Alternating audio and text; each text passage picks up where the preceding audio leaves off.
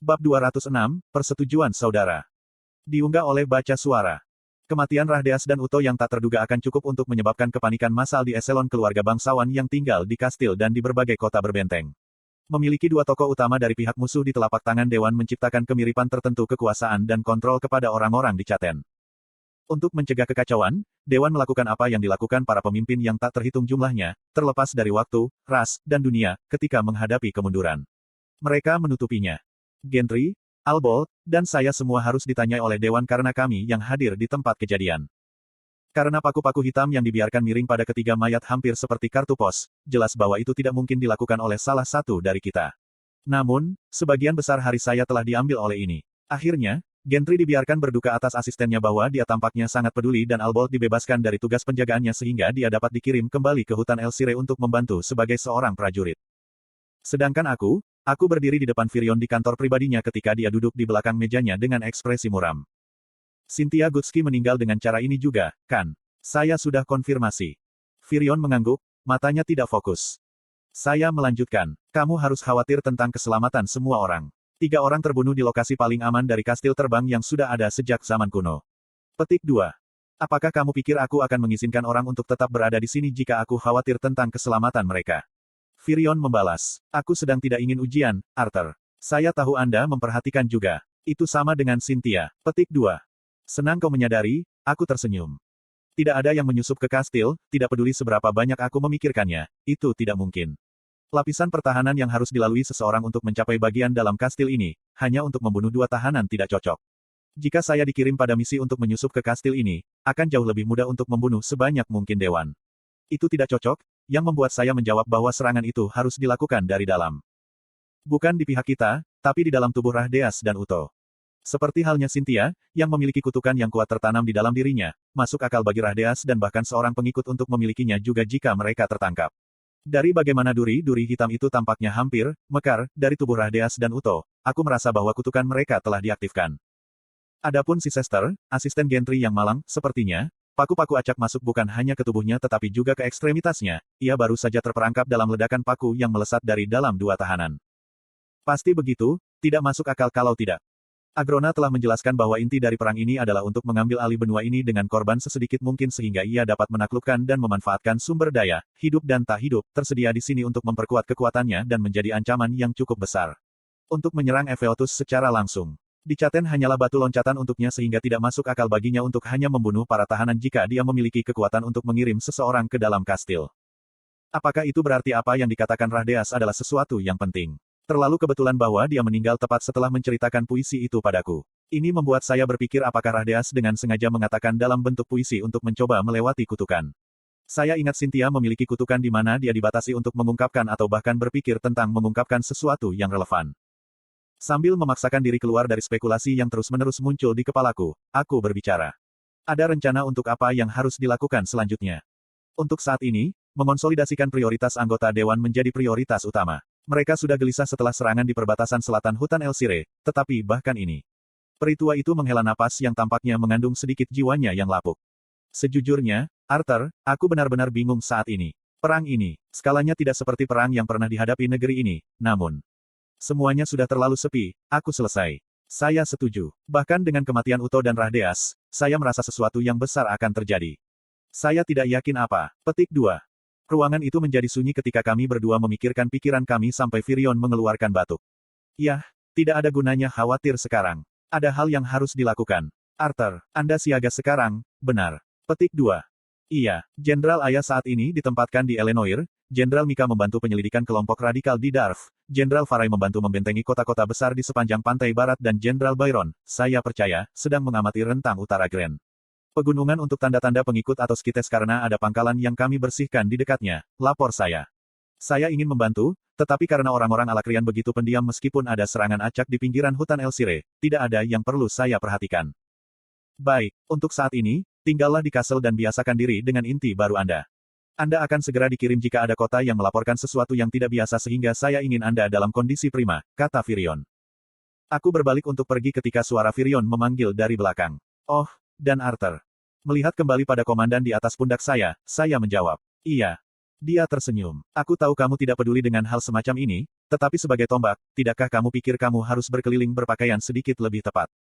Melihat ke bawah untuk melihat kemeja longgar dan celana panjang gelap yang saya pakai, saya tertawa kecil. Mungkin aku harus kembali ke kamar saya tidak hanya disambut oleh Sylvie, tetapi juga oleh saudara perempuan saya dan ikatannya.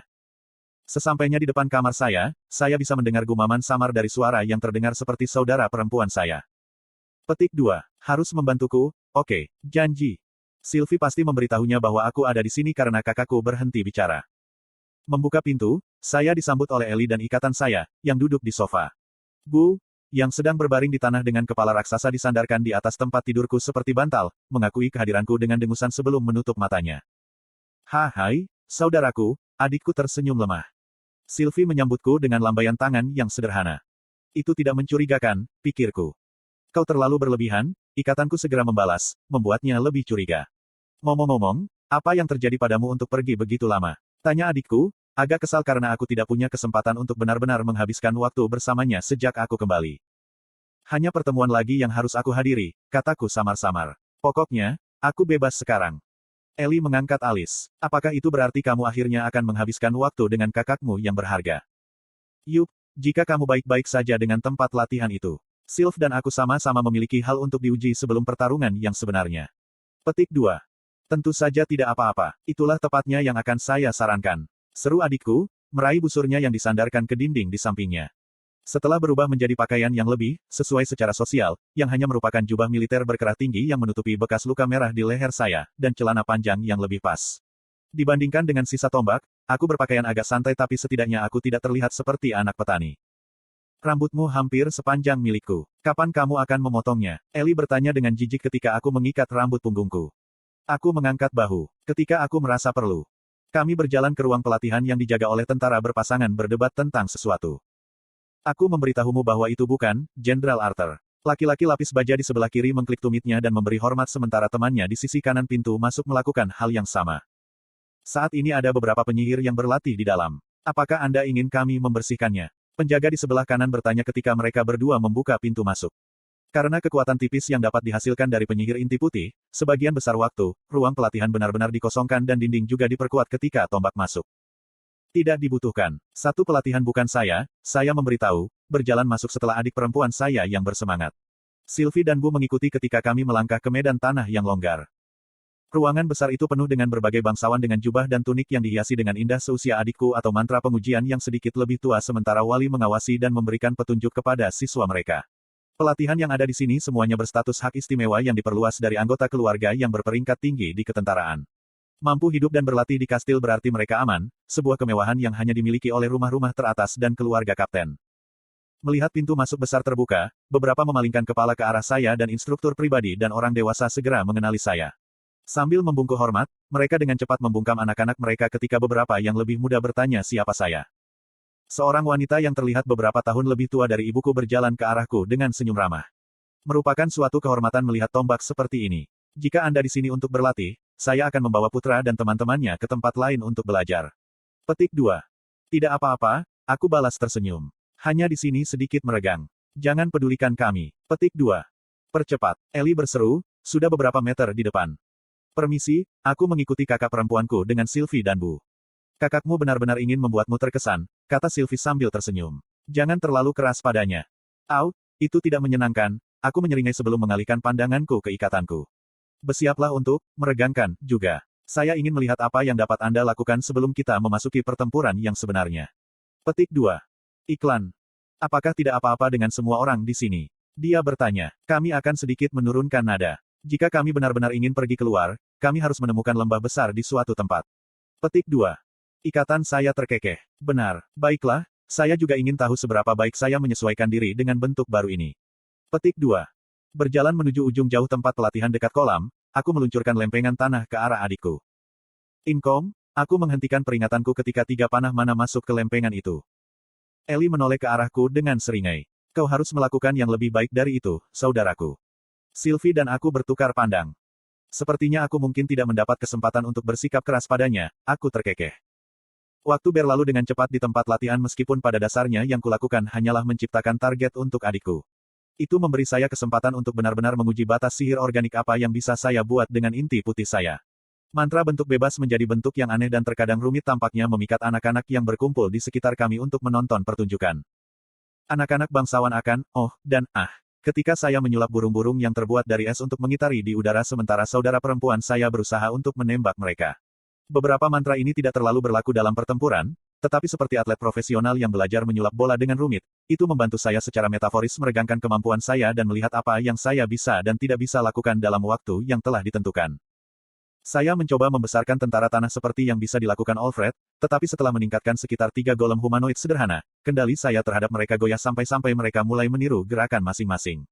Kenangan waktu saya dengan gelisah muncul. Dia mampu mengendalikan golemnya hingga mereka bertindak seperti makhluk hidup. Bahkan Alfred, meskipun tidak setepat Asura, mampu menyulap dan mengendalikan pasukan golem, meskipun tidak setepat Asura. Rasa malu yang satu dilarang untuk membantu sementara yang lain mati. Bukan berarti mereka menawarkan bantuan jika mereka ada di sini. Pikiran mereka meninggalkan rasa tidak enak di mulut saya. Daripada memikirkan masa lalu, saya memusatkan perhatian saya pada tugas yang ada. Rasanya kasar melatih Ellie dengan setengah hati ketika aku melihat betapa terkonsentrasinya dia. Mari kita coba menendang segalanya. Dengan lambaian tangan saya menyulap aliran api yang mulai memutar dan membentuk dirinya sendiri menjadi bentuk yang mengerikan.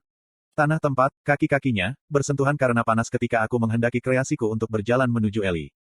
Bu, yang telah menonton di sampingku, memiringkan kepalanya dengan rasa ingin tahu pada binatang yang menyala yang mencerminkan wujudnya. Pelanggaranmu bagus, Ellie, tapi apa yang terjadi ketika mantra yang tidak bisa kau tembak dengan panah datang padamu?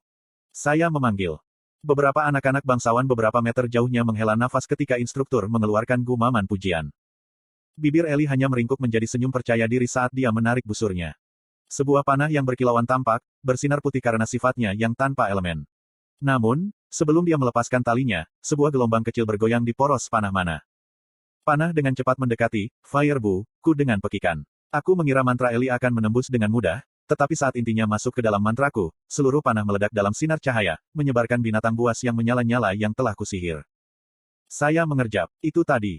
Impresif, hebat, jauh dropping. Kakakku selesai, matanya berbinar. Tidak buruk, itu tidak buruk, kataku, memutar mataku. Ellie mendengus, berusaha menyembunyikan senyumnya. Hari berlalu dengan saya bergerak dari menyulap berbagai target unsur untuknya, untuk menguji pertahanan tubuhnya. Meskipun aku benci mengakuinya, kemampuannya untuk menyulap lapisan pelindung mana di tubuhnya tidak sempurna dan cukup cepat untuk menyaingi beberapa kakak kelas yang pernah kulihat di Sirus. Karena kontrol rumit yang tidak wajar atas mana, dia bisa melapisi mana di bagian tertentu dari tubuhnya hampir secara instan dan membuat panel mana yang cukup tahan lama. Aku meletakkan sarung balat daun yang telah aku gunakan untuk berdebat dengan Ellie dalam jarak dekat di dalam cincinku. Apakah kamu belajar pertempuran jarak dekat dengan busurmu dari Helen juga? Adikku jatuh ke tanah, berkeringat dan terengah-engah. Yup, aku membaca beberapa buku juga yang membantu, meskipun jumlahnya tidak banyak. Kebanyakan pemanah membawa belati atau pedang kecil untuk pertempuran jarak dekat, aku memberitahu. Tapi karena memanahmu tidak bergantung pada kamu mengeluarkan panah dari tongkatmu dan menidurkannya di busurmu sebelum menembakkannya, belajar bagaimana menangkis beberapa serangan agar memberi ruang pada dirimu untuk tembakan cepat adalah keputusan yang tepat. Pujianmu sepertinya agak membosankan, kata kakakku di sela-sela napas. Karena itu bukan pujian. Jangan terburu-buru, aku menyeringai. Kami baru mengebor selama beberapa jam. Stamina Anda perlu ditingkatkan. Petik 2. Itu, bahkan tidak adil, Ellie mendengus. Maksud kakakmu adalah dia sangat bangga dengan pertumbuhanmu, Sylvie menghibur sambil tersenyum. Wah, tidak secara verbal mengungkapkan pikiranku. Saya memprotes. Lagi pula ini sudah dicurangi. Ellie menjulurkan lidah. Maksudku, bagaimana kamu menghindari tembakan panah di titik kosong, berulang kali? Tombak harus mampu melakukan setidaknya sebanyak itu, kan? Adikku menyipitkan matanya, tidak puas dengan jawabanku. Kamu bahkan tidak berkeringat. Kamu akan sampai di sana dengan pelatihan dan pengalaman yang cukup, jawabku. Ellie melirik Sylvie sebelum melihat ke arahku. Berbicara tentang mendapatkan pengalaman yang cukup, aku bertanya-tanya apakah aku bisa. Kamu tahu. Aku mengangkat alis. Aku tahu. Apa? Nevermind, kakakku bergumam. Ellie, sindir Sylvie, menggelengkan kepalanya. Katakan saja. Apakah ini ada hubungannya dengan apa yang kalian bicarakan sebelum aku masuk ruangan? Saya bertanya. Aku ingin mulai membantu dalam perang. Kata kakakku, tidak bisa menatap mataku. Meskipun saya melihat ini datang, hati saya masih tenggelam. Arthur, Sylvie mengirim, merasakan emosiku. Kamu mengatakan sendiri, atau lebih tepatnya kamu berpikir sendiri, bahwa aku jauh lebih baik, lanjut kakakku ketika aku tidak menjawab. Aku yakin bahwa aku lebih baik daripada banyak prajurit yang ditugaskan di regu dan aku baik-baik saja dengan berada di cadangan dan karena aku seorang pemanah, bagaimanapun juga aku akan berada di garis belakang jadi.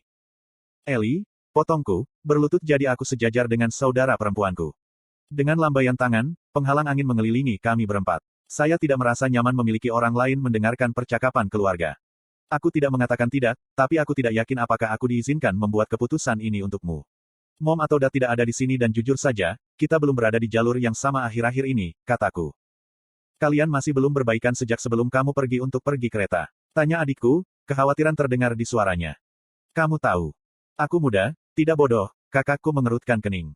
Baik, maaf. Saya melihat ikatan saya, yang hanya memberi saya senyum yang membesarkan hati. Sambil menghela nafas, aku menyerah. Bagaimana kalau kita pergi misi bersama sekali? Jika Anda melakukannya dengan baik, saya akan memberkati Anda. Saya tidak bisa berbicara untuk ibu atau ayah tetapi saya tidak akan menahan Anda untuk itu. Petik 2. Baik, Eli berseri-seri. Anda berjanji. Itu sangat adil bagimu, ikatanku menyetujui. Aku tersenyum pada Sylvie sebelum bangkit kembali. Pokoknya, karena itu tidak mungkin. Sylvie, giliranmu. Petik 2.